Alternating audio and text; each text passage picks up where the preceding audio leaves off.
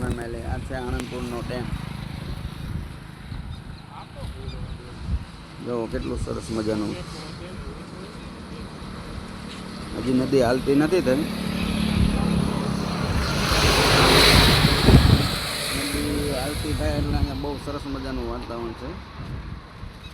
બધા નાવા આવતા હોય.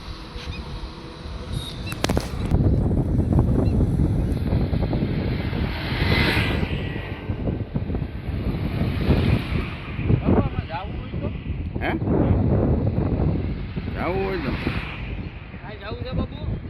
જવું હોય તો આમાં ક્યાંક હશે નીચે ઉતરવાનું. જો આ ઓલા લોકો મચ્છી પકડે. હે